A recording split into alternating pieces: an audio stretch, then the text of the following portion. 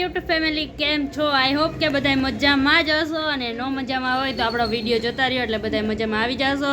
અને અત્યારે વાગી ગયા છે સાંજના 6, અને હજી જો અત્યારે છેક વ્લોગ ચાલુ કર્યો છે, કેમ કે સવારે કામ કરતા હતા અને અત્યારે જો ફાઇનલી કામ મૂકી દીધું છે. અને અત્યારે જો એને બધું ઘરનું કામ કરવાનું છે. અત્યારે મીરા જઈએ મેળી માથે, કેમ કે મમ્મીને એ બધું જો મેળી માથે બધું સરખું કરે છે, કચરા પોતાને એવું બધું અહીંયા કરે છે. અને આપણે જો અહીંયા અત્યારે લસણવાળું મરચું કરવાનું છે, પણ એ પહેલાં તો જો હજી અંજવાળું છે, 6 વાગી ગયા તો અંજવાળું છે. તો ત્યાં લગીમાં આપણે થોડીક એક રીલ શૂટ કરી લઈ કોમેડી, તો રીલ શૂટ કરવાની તો હમણાં આપણે બહાર શેરીમાં જવાના છીએ. તો બગુ રેડી થવા ગઈ છે, બગુ રેડી થઈ જાય પછી આપણે એક રીલ શૂટ કરી નાખી, અને પછી લસણવાળું મરચું ને એવું બધું કરવાનું છે. ફાઇનલી ગાઈસ તો આ જો રેડી થઈને આવી ગઈ છે. આ કેટલી કલાક કરે છે રેડી થવામાં, અમે 2 મિનિટમાં તૈયાર થઈ જવી. હાલ હવે રીલ બનાવવાની તો હવે આપણે હે ને જવું નથી, હે જવું નથી. હા તો એક્ટિવા સાફ કરવું હોય તો હાલ, કામ કા તું હાલ તો આવીશ ને, કાંઈ એકલી થઈ હું જઈશ. ચાલો ગાઈઝ આપણે હે ને રીલ શૂટ કરવાની છે, તો બધા કન્ટિન્યુ વિડીયોમાં બન્યા રહીજો. હાલો ને પોલો થાંભલો હાલશે ને? હે પોલો નહીં હાલે? આ થાંભલો તો એટલો નજીક જ થાય. તો બીજા પેર લે કરવાનું એ પોતું. આ મીરાબેન અમારે મમ્મી લહણ કાંદે. થાંભલો તો જોઈ ને, આ થાંભલો નહીં હાલે તો ઓલો હાલશે નહીં? ઓલો થાંભલો હાલશે. કેમેરામેન નકરું ખા જ કરે. હા વિડીયો બનાવ હાલો ને કેમેરામેન. કેમેરામેન ને ખાવાનું જ નથી ખોટતું, પણ હવે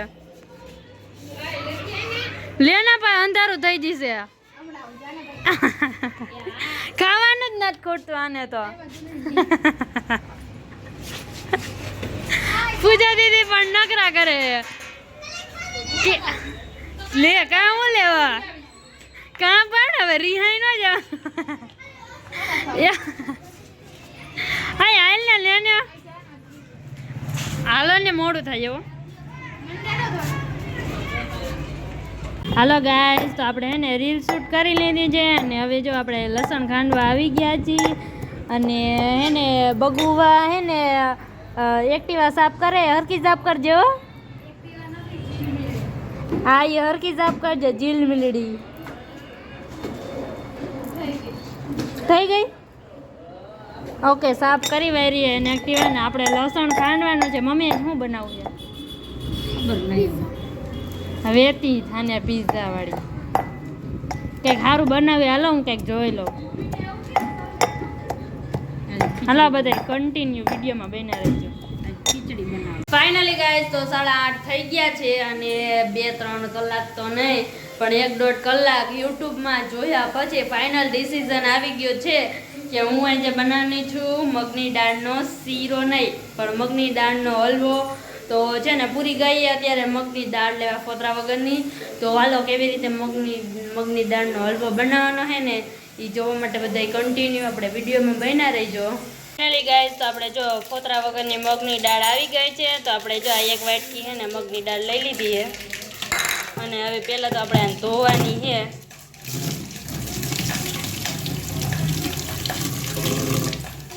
તો હાલો ગાઈસ પહેલાં હું છે ને સૌથી પહેલાં દાળને ધોઈ નાખો.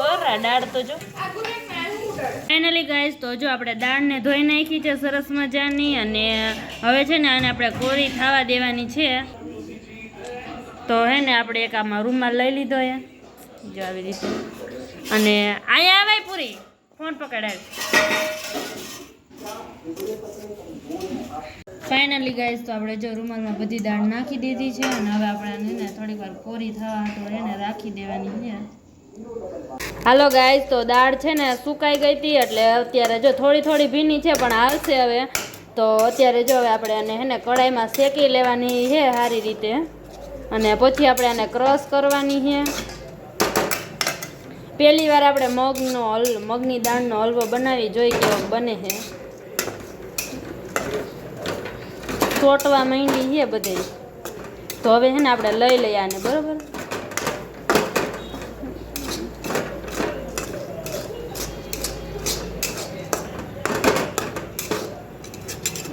ગાઈસ, તો આપણે આમાં બધું નાખી દીધું છે ને હવે આપણે આને ક્રશ કરવાને. તો હાલો હવે આપણે મિક્સરમાં વયા જાય. શું બનાવો છો? કંઈક સરપ્રાઈઝ તમારા માટે. ચાબી ની ખાલી કેટલો અવાજ કરે એ બગડી જાય એમ ન હોય. થયું નથી હજી. ચાલુ રહ્યા ને થોડીક.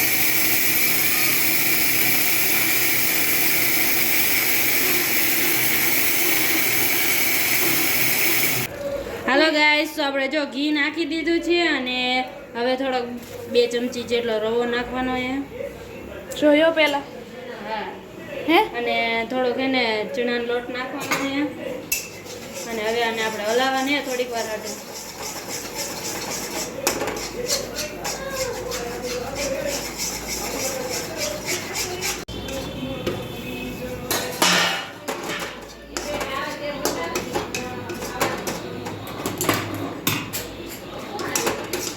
जल जाएगा.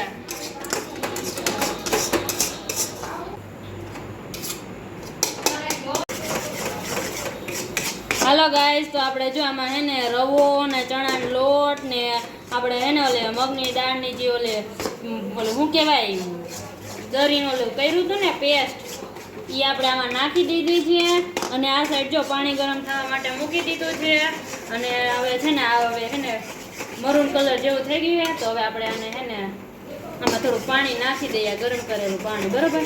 ગેસને આપણે ધીમો કરી નાખીએ.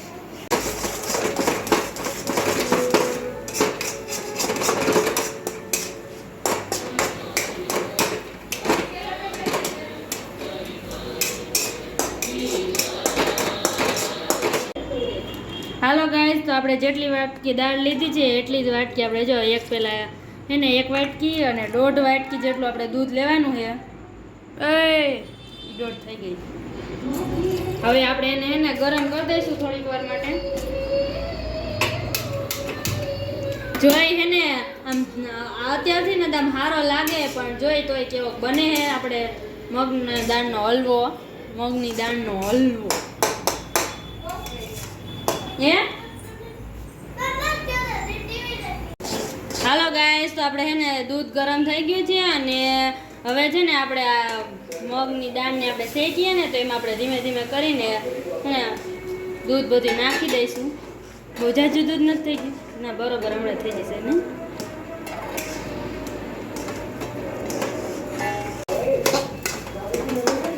હાલો ગાઈસ, તો હવે આપણે આમાં હે ને 1 વાટકી ખાંડ નાખી દીધી છે અને હવે આપણે આને હે ને સતત હલાવવાનું છે.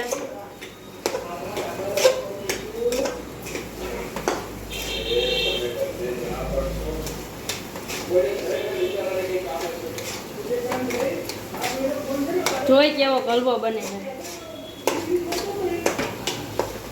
ફાઇનલી ગાઈસ, તો આપણે મગની દાળનો હલવો બની ગયો છે અને હવે આપણે એમાં થોડાક ડ્રાય ફ્રૂટ્સ નાખી દેવી. ફાઇનલી ગાઈસ, તો મગની દાળનો હલવો બની ગયો છે અને જો રોટલી બની ગઈ છે ને પૂજા દીદીએ બનાવી ફુલાવર વટાણાનું શાક ને છાશ ને જો હવે બધાએ વારું કરવા બેસી ગયા છે. તો હાલો આવી જાઓ બધાએ વારું કરવા.